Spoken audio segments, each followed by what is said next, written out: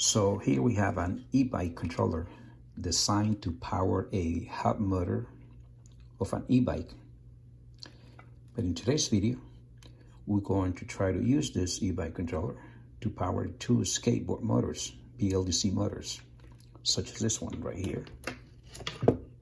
This motor is a 36-volt motor, a cheap one from Amazon. And it's about 4,000 RPM, 2,800 watts, at 36 volts. I also have a Flip Sky, a top brand from China, designed for 3,000 RPM, about 2,250 watts. I'm going to connect these two motors so that way you guys can see if we can do that. All the problems I had trying to make those two motors run, even though this e-bike is made for hub motors for an e-bike. But before we do that, let's go ahead quickly at the main cables you need to run the motor. The phases, the power, main power. You need the throttle. You need the Hall sensors. Sometimes you don't, sometimes you do, depending on the e-bike controller. And then you'll need the LCD screen if it comes equipped with one LCD screen, which is this cable. In this case, we have ones right here, and then we have the throttle. All this comes together. And we're going to need this learning cable. It's essential here sometimes. We'll see if we need it this time. Now, for your information, sometimes when the controller doesn't come with an LED LCD screen, you have a cable like this, and all you have to do is add a switch to it, and that's how you turn the unit on. Sometimes the cable comes with two of this, and you just plug them together, and that's how you turn the unit on. And other times the controller comes with one wire, a red one, single one, and you just plug it into the positive side of your power, and that's how you control, right? That's how you turn on the controller. Right? So 48, 36 volt at 30 amps.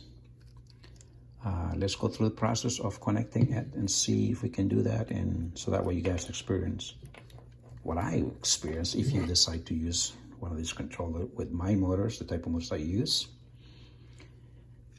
Because at the end, I've seen some DIYers on YouTube using this type of controller, and they generally use hub motors, right? Because that's what they're designed for, such as this one here. And this is about 12 to 14 pounds in weight. Now, another times they use this type of motor, which is the same thing as far as weight, 12 to 14 pounds.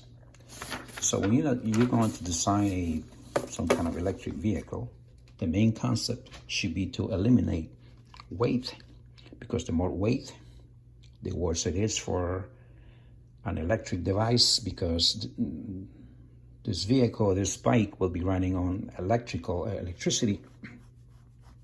So it's not the same as gas, right? It's a little bit less power. Or if you want more power, you're gonna have a huge battery. So the less weight, the smaller the battery. So you need to eliminate weight, like I said. Anyway, let's proceed to connect it. Now, in some portions of the video, I'm gonna have to skip some of the connections, specifically when I get to the Hall sensors, because to make the video a little bit shorter and not to bore you with that process. But anyway, we have that motor here with three phases, and I notice the color combination is different than the regular color combination with the controller.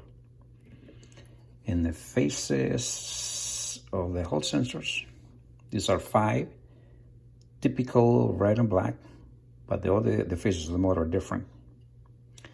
Now for the Flip Sky that I have right here, again, look at the faces, the color of the faces are different than this, and than this, a little bit. In the faces of the Hall sensors, this one comes with 6. The coloring matches the Hall sensor of the e-bike, but there's an extra cable here, the white, which is used for temperature, or odometer. This is what the controller uses to convert the signal to odometer on some of these e-bikes, or most of them. Okay, so let's proceed with the connection here. We'll try to do this as fast as we can, so that way you don't get bored. Anyway, notice that I took the liberty to label the faces with tape, blue, yellow, and green. Okay, that's because I know already that that's the correct combination for connection here to the e-bike, and it will work with those connections. But let's see if that's true. Okay, so let's connect this yellow, yellow, blue, blue, and supposedly red, green to green. So what I'm gonna do here is skip and come back to the video, okay, with the faces connected. Okay guys, so all I did is I went to the process of connecting the controller wires to the motors, right? And if you notice, the faces are different, the coloring, right? Blue, this one, the motor has white and orange, right? So it doesn't matter, just connect them like that straight on the Hall sensors.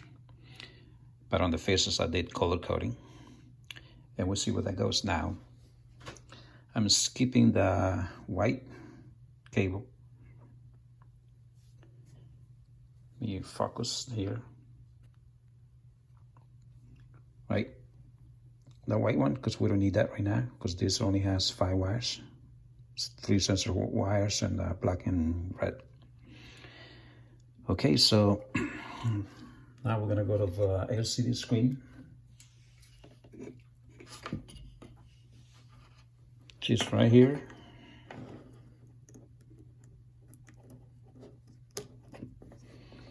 And then we're gonna go to the throttle, which is right here. All right, so all we have left is the power. And if you can see, I have a system of 24 volts, 2 DC batteries powering this controller. Now, when you do this kind of thing, it's a good thing if you have a switch in between the batteries and your controller. So when you do this connection, this typically, if you don't have the switch, this tends to spark. Okay. And you don't want it to spark, because then you can burn the controller. That happened to me before, trust me. Okay, so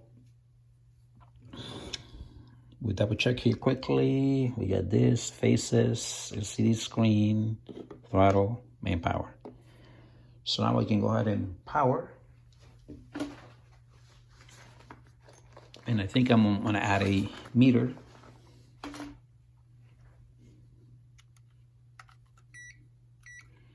Hopefully we can see we're able to see the amperage.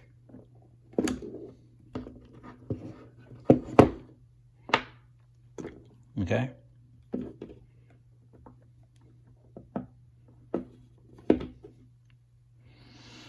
Hope you can see it there.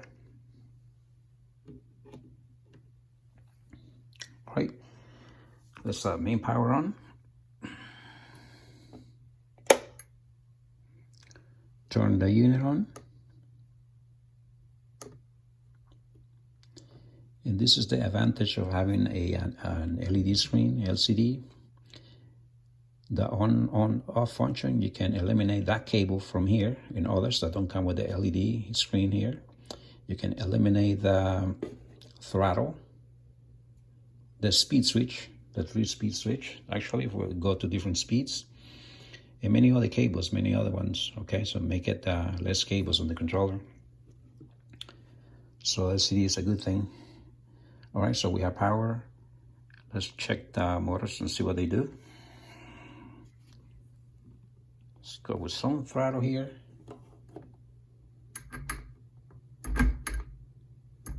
As you can see, the motor stutters, right?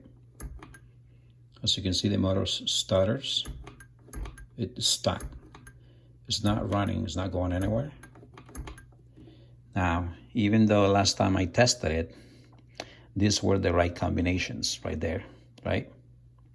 Blue, blue, yellow, yellow, green, in this case, red and green, okay? I'm going by the tape here.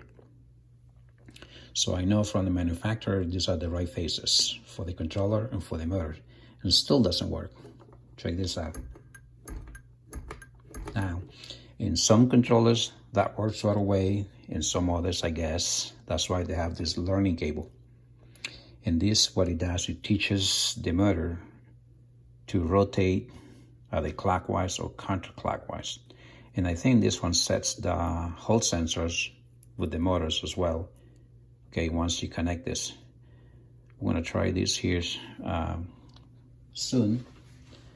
But sometimes the manufacturers of these controllers give you something like this, which is a combination of the phases of the motor and the controller.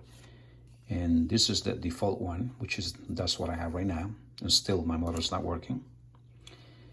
And they want you to go through all these 6 combinations, okay? This is a short sheet of all the combinations, but because I believe they have more than that, 36, anywhere from 36 to 120 combinations. But they came up with this short sheet, and they want you to try all this, right? Basically what you're gonna do is just swap these motors according to that and until you find the right combination. Now, sometimes that's not good enough. So what you end up doing is, if you have an LCD screen, make sure your pedal assist here, which determines the speed, is at least on 1, 2, or 3. Okay, you don't want to have it on 0, because 0 is not gonna, motor's not gonna move at all. Check this out. But if you have it on 1, okay, that's very important. Now, the motor doesn't move, so watch what happened when I put in this learning cable.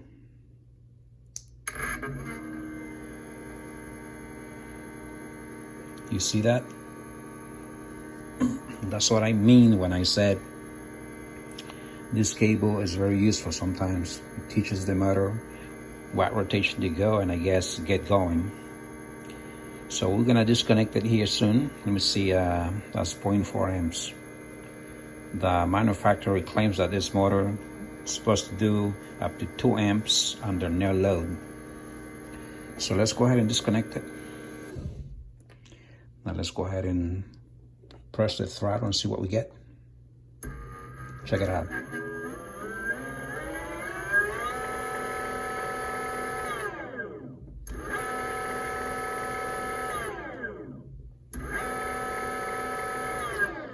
Now it's registering 0.9 amps.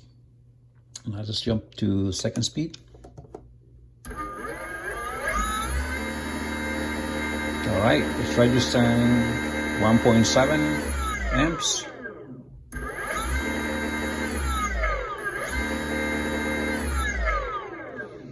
Okay, let's go to number 3.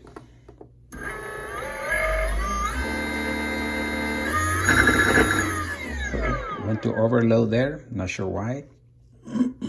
I'm not sure if there's something set up with the LED screen maybe, because I haven't done all the things here, such as the magnets in the motor.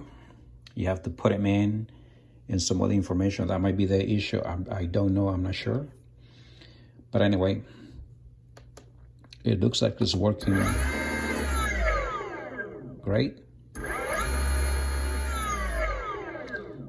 Now this is clockwise rotation. If you want to switch the rotation for it, we have to shut the system down. Okay, now we gotta turn it back on.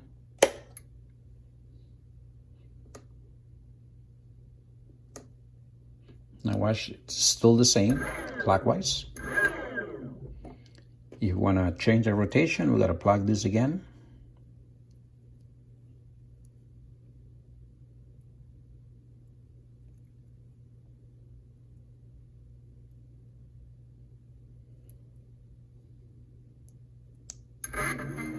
You see it's going counterclockwise. We'll let it there for a few seconds. Okay, just unplug it. Throttle. Just go in the other direction.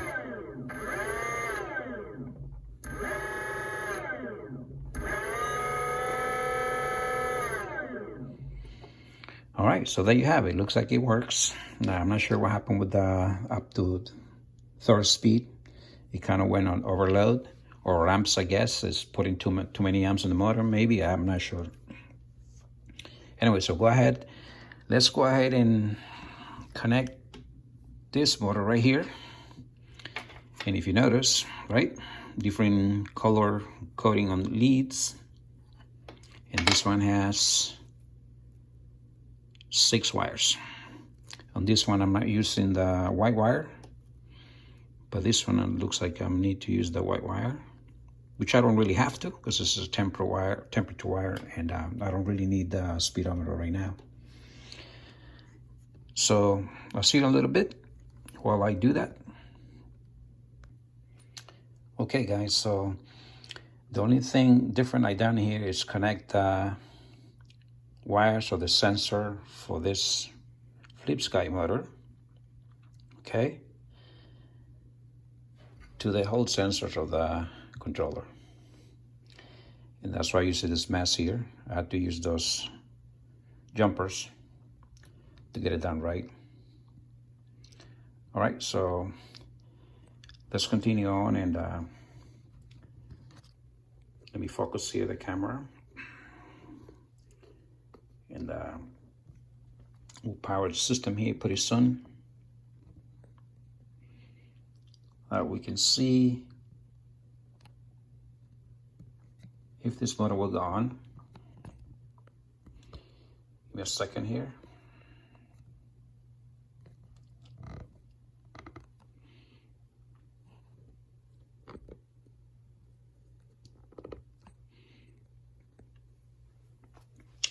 All right, looks like we're set. So let's go ahead and put the power on.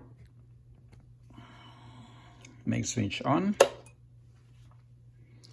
Let's go ahead and get the controller LCD going. We're on here. All right, so let's do throttle here for a little bit, see what we get.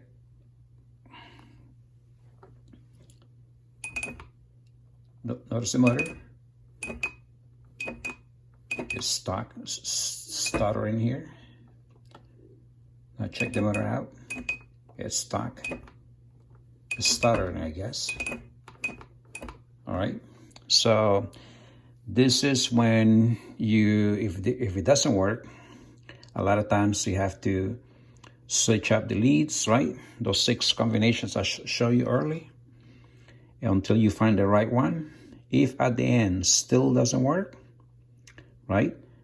Say you swap this 2, you leave this the same according to the chart I show you, and you go through all those 6. If it still doesn't work, at the end I find that the only way you're gonna plug it, make it work, is with this wire. Now, the connection here in the faces are right. These are, according to the manufacturers, the faces for this motor and the face for the controller. This is the right way to connect them, right? Yellow, yellow, yellow, and blue, blue, green, and black. Okay? So I know this is supposed to work. That'll be the right combination, but still it's not working. So let's go ahead and connect this wire again and see what we get.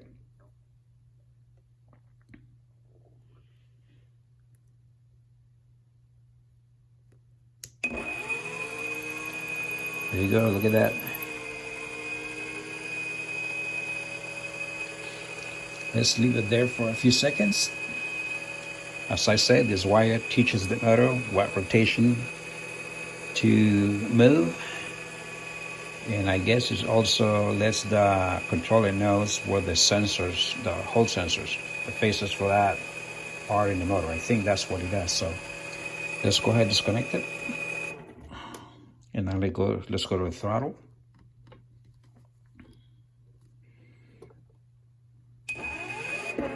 See that?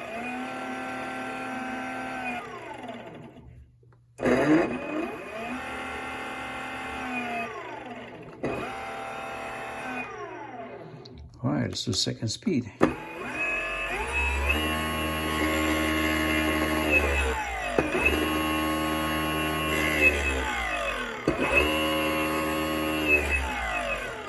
Let's do third, see if he does the same thing as the previous one. Yep.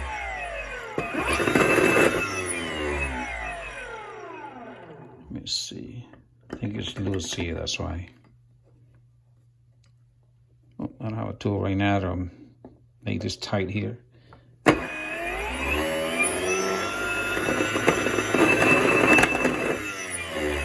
Yes. It's loose from here, okay? So that's why it's making that horrible noise. Anyway. So that's what we have. Again, you have to go through the sequence of the phases to match it until it rotates like this. A lot of times we'll get stuck, or a lot of time we'll just spin, but it'll have issues doing it. When or else fails, then you just pick a phase, or if you know the right phases from the controller and the motor, you just connect it. And I know already that this is the right phases, right? The matching phases, so that way I know it's supposed to work. So then you just get that learning cable, plug them in, and you'll get it to work. Okay, so in the next video, what I'm gonna do, I'll be connecting another controller, which is the one that I generally use. And I'm talking about this one right here. This controller right here, this ESC, is designed for this type of motors. And we'll take you to the process of connecting it to see how this one works. And you'll see how easy it is to work with this one here. So stay tuned until next video and check us out.